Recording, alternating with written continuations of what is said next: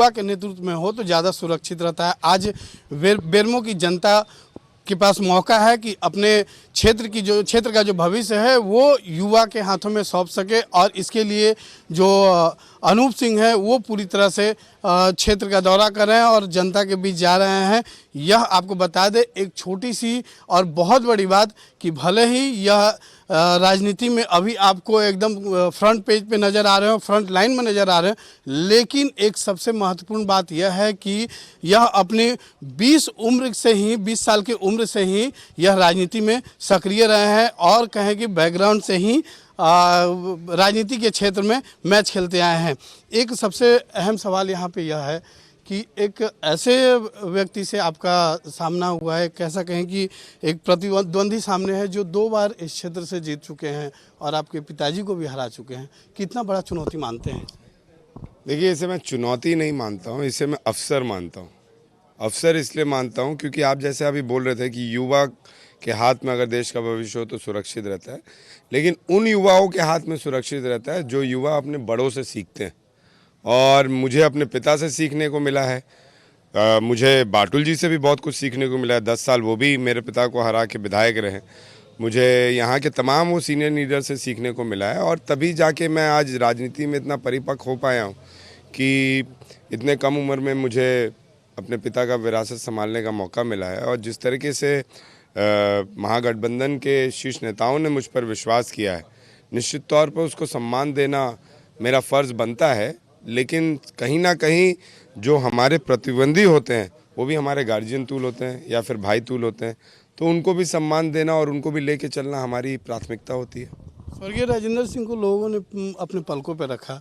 2019 आम सभा चुनाव के बाद जो है कोई ऐसी इच्छा जो उनकी अधूरी रह गई हो इस क्षेत्र के विकास के लिए, इस यहाँ की जनता के लिए, उसे आप पूरा करना चाहते हैं?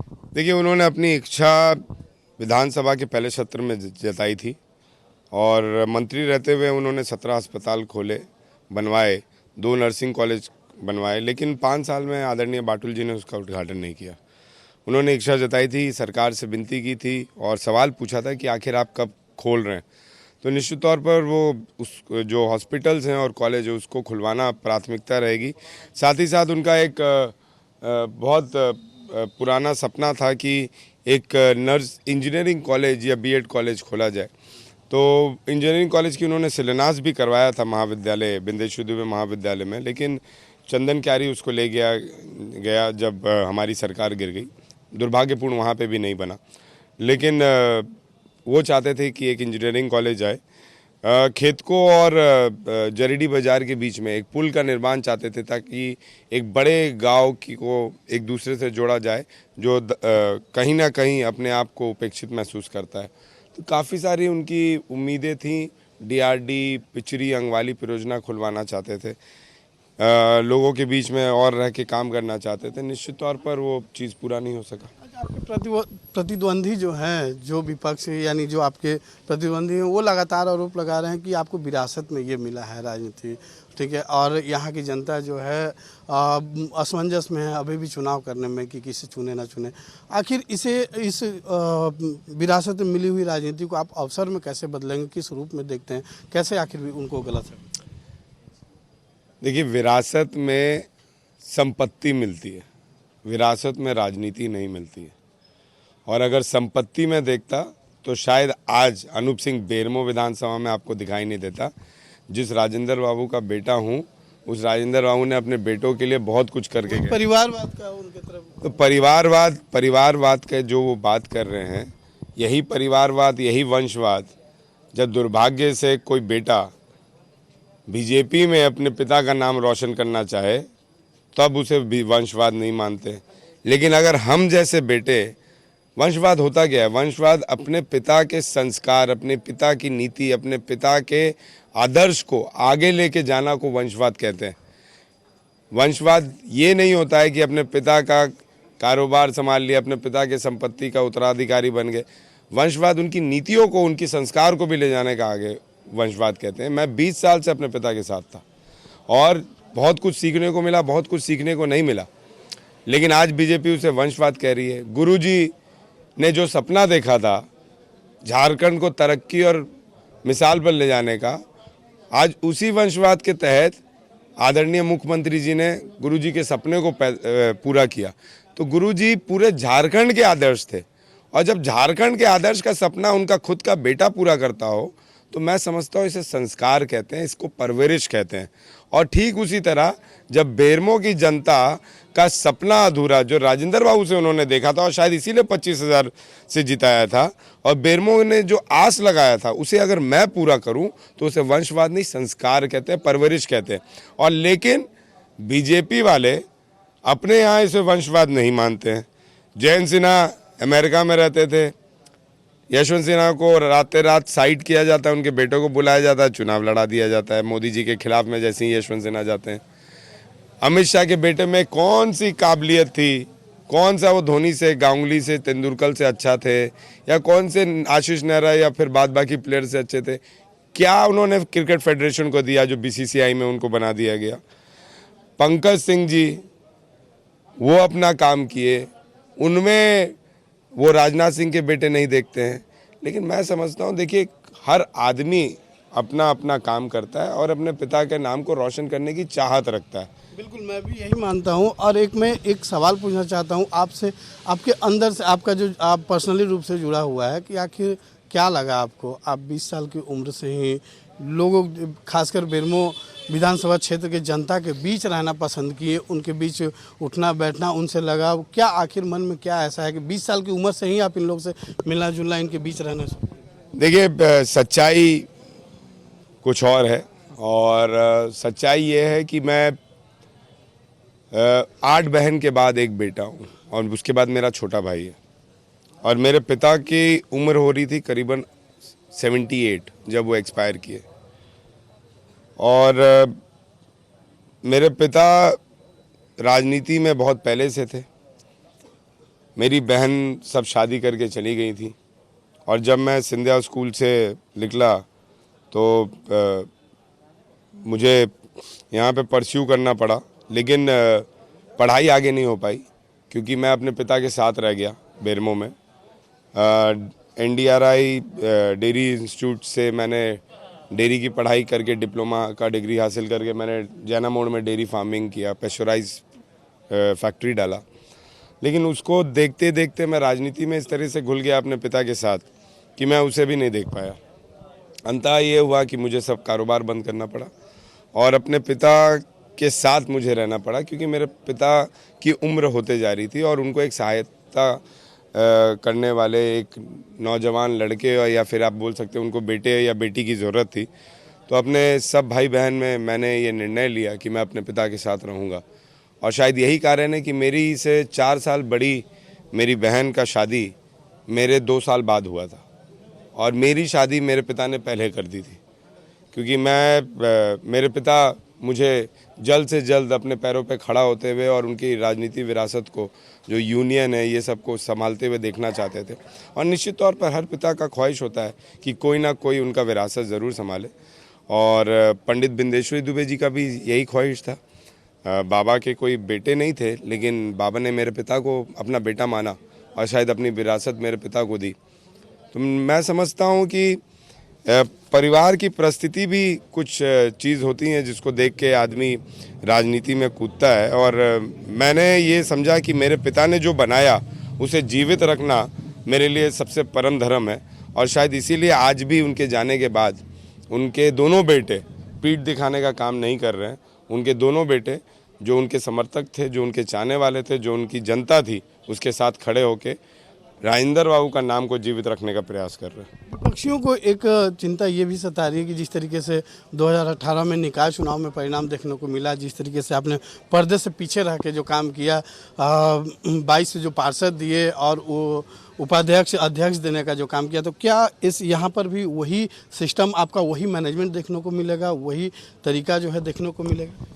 देखिए, हम लोग ने मैनेजमेंट बहुत पहले से शुरू कर दिया था। जब मेरे पिता 2014 में चुनाव हारे, उसके बाद हमें लगने लगा कि अब पार्टी को और बेरमो को ट्रांसफॉर्मेशन की ज़रूरत है। उस ट्रांसफॉर्मेशन के चलते हम लोग ने काम ज़मीनी स्तर से अपने काम करने की शैली को बदलाव करते हुए हम लोग ने बहुत पहले से शुरू कर दिया था और निश्चित तौर पर उसका परिणाम भी देखने को मिला। चारों प्रखंड हम लोग पिछले बार लीड किए। महागठबंधन का साथ बहुत ज़ोर से मिला और महागठबंधन ने दिखाया हमें कि कितना ज़्यादा महागठबंधन एकजुट होकर काम करती है और निश्चित तौर पर मैं समझता हूँ कि मेरे पिता के जाने के बाद ये जो परिवार था वो और मजबूत हो गया है, वो और एकजुट हो गया है, क्योंकि परिवार में जब तक मुखिया रहता है, जब तक छत रहता है, उसकी कीमत हम लोग को नहीं पता लगती है। लेकिन जब वो छत और जब वो मुखिया चले जाता है, तब शायद एहसास होता है कि हमने क्या खोया है। और आज बेरमो की जनता ने, सिर्फ मैंने नहीं, पूरी बेरमो की जनता ने अपना पिता को खोया, अपना गार्जियन को खोया, अपने भाई को खोया। और निश्चित तौर पर अगर मैं आपको बता सकूं कि बेरमो की जनता बस यही चाहती है कि किसी न किसी रूप में राजेंद्र बाबू के दिन वापस आ जाएं। और शायद इसीलिए आज मैं समझता हूं कि उन लोग मेरे लिए परिश्रम कर रहे हैं और राजेंद्र बाबू के नाम को जीवित रखने का प्रयास कर रहे हैं। कोरोना काल में सबको नुकसान हुआ है। जैसे अगर इस क्षेत्र की भी बात करें तो बहुत लोग की नौकरियां गई है, बहुत सारी कंपनियां बंद हुई हैं। तो आप कुमार जयमंगल हैं, आपको यहाँ की युवा जो है मंगल के रूप में देख रही है, कैसे उन लोग का आस पूरा करेंगे? क्या देखिए, मैं पहले भी बोला हूँ, विधायक और सांसद रोजगार देने के लिए पैदा नहीं होता है। रोजगार देने का काम प्रधानमंत्री है और मुख्यमंत्री जी का होता है। लेकिन विधायक कर्मठता से अगर अपना काम करे, ईमानदारी से काम करे और आंदोलन को बेचने का काम ना करे, तो मैं समझता हूँ कि कोई भी विधायक अपने क्षेत्र में युवाओं की भागीदारी सुनिश्चित करा सकता है।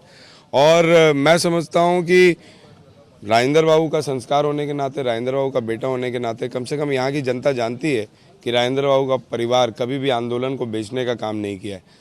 तो मेरा सबसे पहला काम रहेगा कि अगर विधायक बनता हूं तो जो हमारे क्षेत्र में जो उद्योग आ रहा है या फिर जो ठेकेदार आ रहे हैं या जो योजनाएं आ रहे हैं, उसमें सबसे पहले हमारे बेरमो विधानसभा के लड़के रहेंगे, बाद ही में किसी और को हम लोग वहाँ पे घुसने देंगे। ये सबसे पहली बात। और मैं समझता हूँ कि कोरोना काल में बहुत ज़्यादा दिक्कतें झेलनी पड़ी, लेकिन एक माँ बाप अपने बच्चों को पढ़ाने के लिए उनके ख्वाहिश से दिल्ली, मुंबई, कलकत्ता सब जगह भेजते हैं। लेकिन जब उनकी बारी आती है कमाने की, तो वो होम सिकनेस, अपने घर का रास्ता चुनने का काम करते हैं। तो घर में हर चीज़ नहीं मिलता है। हमें देखना होगा कि हमने पढ़ाई क्या की है और हमारे पढ़ाई लायक नौकरी कहाँ पे है। तो मैं अपने युवाओं को भी बोलूँगा कि थोड़ा परिश्रम करें और जो लगन से माँ बाप ने अपना पेट काट के आपको पढ़ाया है, उसी लगन से आपको भी थोड़ा बलिदान देते हुए नौकरी करना पड़ेगा। इस क्षेत्र में पानी और बिजली की भी समस्या रही है? देखिए, बिजली की तो समस्या नहीं रही है, क्योंकि राजेंद्र बाबू ने जितना बिजली का काम किया है, पावर ग्रिड जैना मोड़ में दिए, सब स्टेशन दिए फुसरो में, और आकांक्ष लाइन डीवीसी और सीसीएल का है। अब जाके डीवीसी दिक्कत कर रही है। आपने सुना होगा, मुख्यमंत्री जी ने भी बोला डीवीसी ने जीएसटी का पैसा को होल्ड कर दिया है। तो ये काफ़ी ज़्यादा मतलब दुर्भाग्य है। राज्य का लगभग 1 लाख करोड़ रुपया केंद्र रखे हुए। वो बहुत दुर्भाग्य है, बहुत ज़्यादा दुर्भाग्यपूर्ण बात है कि ऐसा नहीं होना चाहिए था।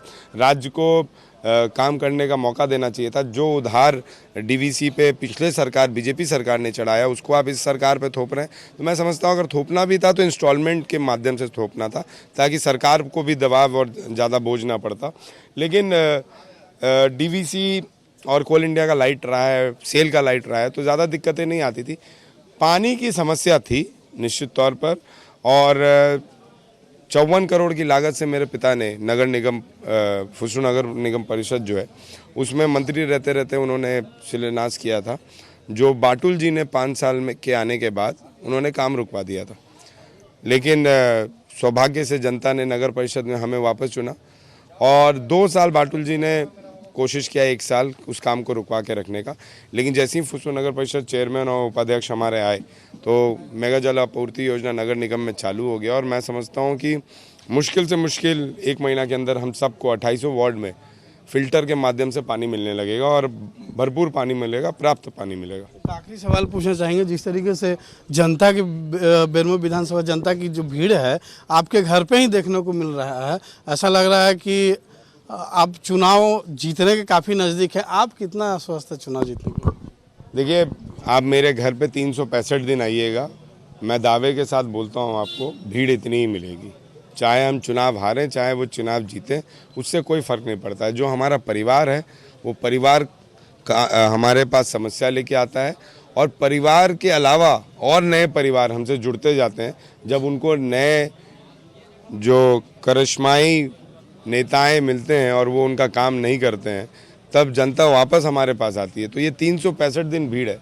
तो मैं इसे अपना परिवार का समस्या मांग के काम करता हूँ। मैं चुनावी मुद्दे को या चुनावी रणनीति के तहत इसका काम नहीं करता। ये थे कांग्रेस से उम्मीदवार कुमार जयमंगल बेरमो विधानसभा क्षेत्र से, जो कि लगातार जो है ये चुनाव हारे या जीते इससे मतलब नहीं है, लेकिन अपने जो क्षेत्र की जो जनता है उसका इसी तरीके से सालों भर जो है सेवा करते रहते हैं। अब यहाँ की जनता को देखना है और आने वाला समय यह बताएगा कि यहाँ की जो बेरमो विधानसभा क्षेत्र की जो जनता है किसे आशीर्वाद देकर और कितने मतों से विजय बनाती है। सहयोगी